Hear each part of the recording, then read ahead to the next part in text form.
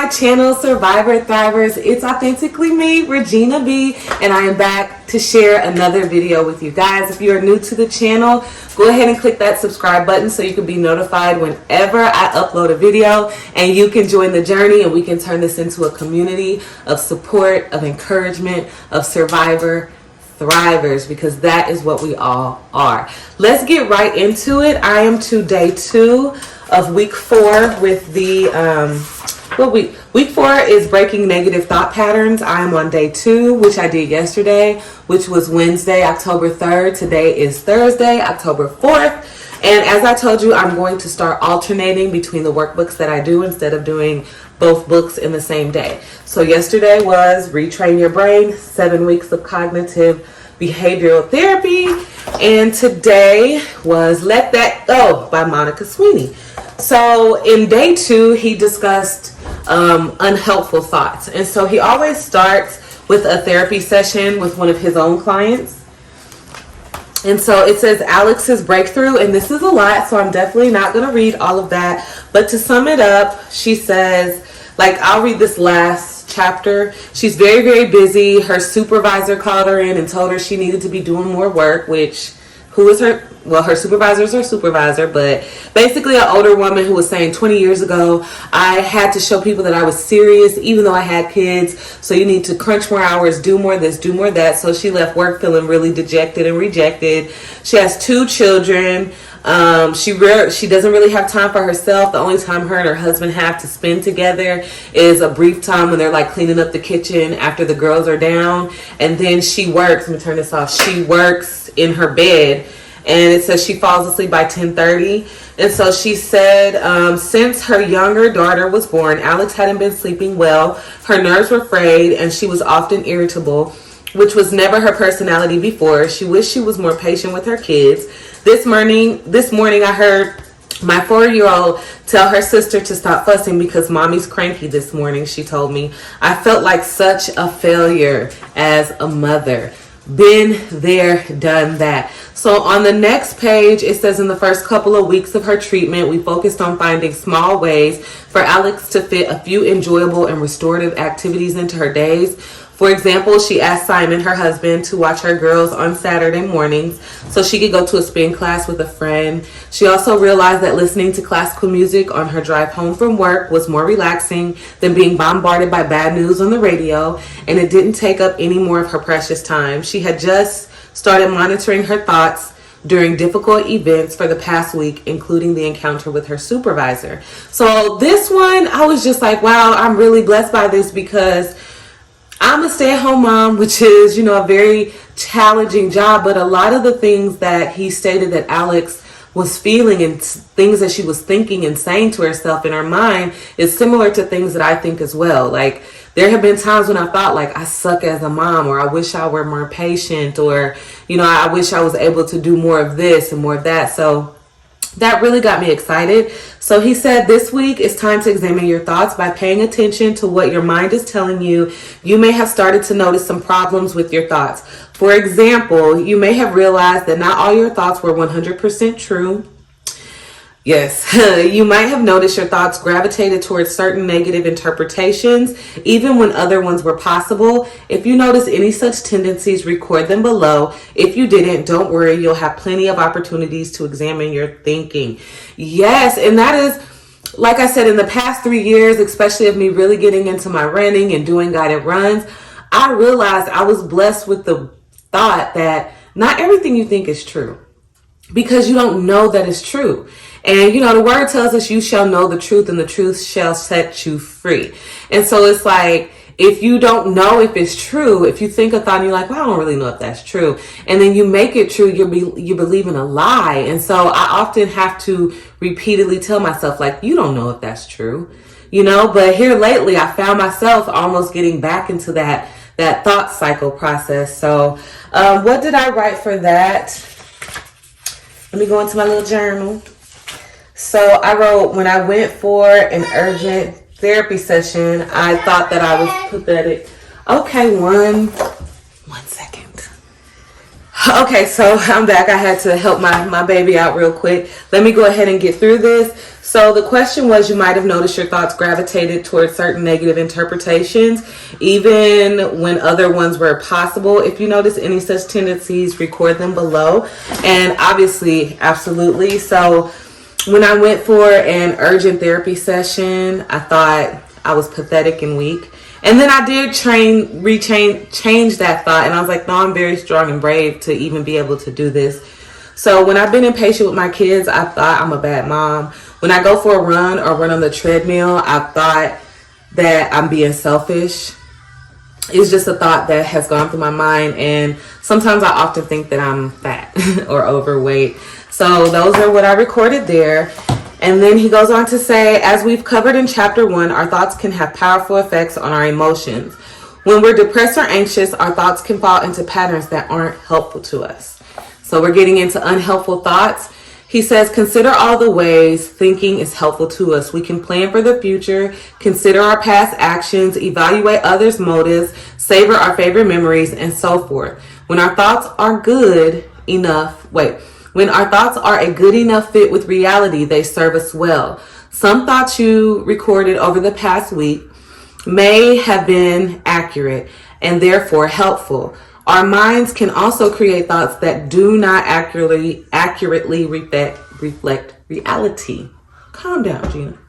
So it says we make predictions that are wrong. We misunderstand someone's intent. We misread a situation. We all make errors in our thinking. After a talk I once gave as part of a job interview, I was certain my audience had been bored and severely underwhelmed. I blew it, I thought, as I walked home. When I got home, there was an email in my inbox offering me the job. Fortunately, we can think about our own thinking and recognize when our thoughts do and don't make sense.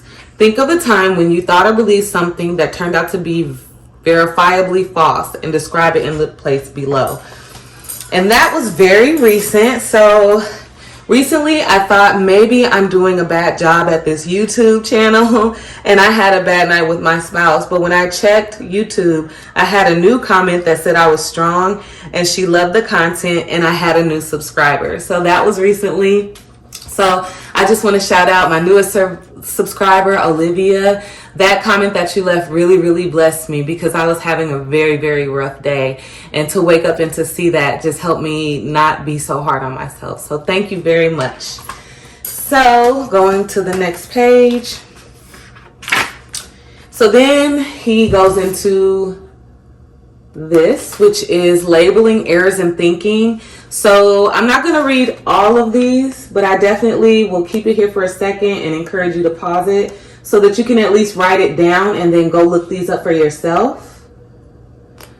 But so the thinking errors have been described in various ways. So there's the irrational thinking error, there's dysfunctional thinking error, biased, and distorted. And I feel like at some point in time, I've struggled with all 4 of those. So the next thing is examining the evidence.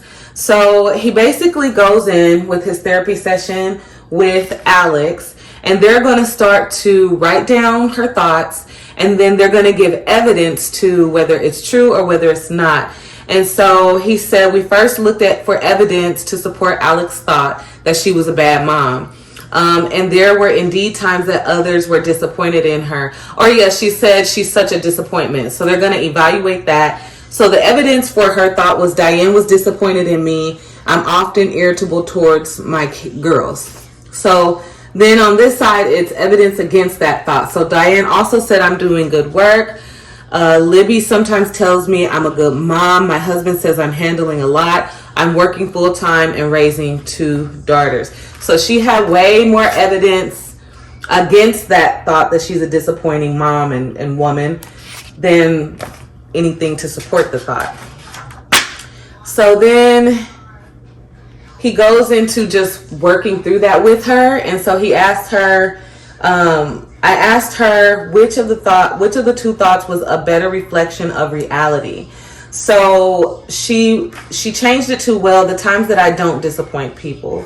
Lately, I've been disappointing people more often than I want. And so she said to me, maybe I'm more than a disappointment. Her eyes filled with tears, and several moments passed before she could speak. Finally, she said, for so long, I've assumed I was failing miserably, and now it feels like almost too much to hope for, that there might still be hope for me. Oh, I have felt that way, hence this journey. Like, I have definitely felt like a disappointment, and I've always assumed that I'm failing as a mom, as a wife, as a this, that I finally had to sit down and say, no, you're going to tackle this. You're not just going to wallow in this. You're going to put some work behind that faith, behind that prayer of, being different. So he says, notice in this example, the goal was not for Alex to think happy thoughts. It's not the point of cognitive behavioral therapy, but to neutralize negative one. The goal was, Notice in this example, the goal was not for Alex to think happy thoughts to neutralize negative ones. The goal was to take a hard, clear-eyed look at her situation and her thinking about it, and to make an accurate judgment. If she actually was a disappointment in every way, that information would be important for us to have. Let's work through your own recorded thoughts. First, choose the event you found most upsetting. Using the form on the following page, record the evidence that supports your thought. Is there any evidence against your thought, suggesting it might not tell the whole story? So this is, and I did go to the website to print off some worksheets. So I wrote, my children, I can be thinking about what a bad mother I am, and out of nowhere, I'm frazzled, dazzled, razzled, jazzled. Let me find my worksheets, because I did go ahead and, I filled out the worksheet. So on the worksheet, I wrote, I can relate to Alex. The event, I became irritable and annoyed at my daughter's questions. Thought, I'm so impatient and mean. Emotion, depressed, disappointed in myself. Evidence for my thought. I am often irritable and impatient with my girls. I could be more present and listen and try to answer her questions. The evidence against my thought, I do listen to majority of her questions and try to answer them. Anybody out there with kids, and if you got one that boom, boom, hit you with the questions, I have a child like that. And it's like you answered and you think you answered it good, and they're like, but, to where you almost feel like, okay, so are you trying to, anyway. So she sometimes asks questions she knows the answers to. Even her teachers have found ways for her to answer her own questions. I don't always need to stop what I'm doing to answer her questions, because sometimes I'll just stop what I'm doing and give her my full attention, and I think that's stressful to me. So I could probably start practicing just being like, give me 5 minutes to finish what I'm doing, and then I will come to you and you can ask me whatever you need to ask me. And then her teachers have said, because she's a smart girl. It's my oldest daughter. She's very, very smart. So she has a lot of questions, and I love that about her. But there are some things that she can do to, answer questions herself. One day she told me her teacher was like, try to sound out a word as best as you can and write it. And I'm like, I understood why her teacher said that, because she likes to get the words right. And so sometimes when she would do her homework, it would be like every so many seconds of, Mommy, how do you spell this word? Mommy, how do you spell this word? Mommy, how do you spell this word? And I remember as a kid spelling words wrong. So I'm like, is it a thing now to where you can't even spell words wrong? But the teacher just helped me to see that, no, she could sound it out and get it wrong. So then at the bottom it says, based on the evidence that you reviewed, how accurate is the thought you had? I'd say partially true, like maybe 40% true, 60% not true. How would you modify the thought to make it fit better with reality? There are times when I am impatient, but I am not a mean mom. I am not mean. Okay, so we did that. So next it says, go to the next page, and we're done. And now we're to day 3. And day 3 is going to be seeing the positive. So that will be tomorrow. But I really enjoyed this exercise. At first I was like, what do I want to share, and do I want to write stuff that I've thought? Because even my thoughts have made me be like, whoo, Did anybody else hear that? And I'm like, ooh. If you get it, you get it. If you don't, it's good that you don't get it, because that means you don't struggle with it. So then today, which is Thursday, November 4th, in this one, let that go. It says, even serial killers have mothers who love them.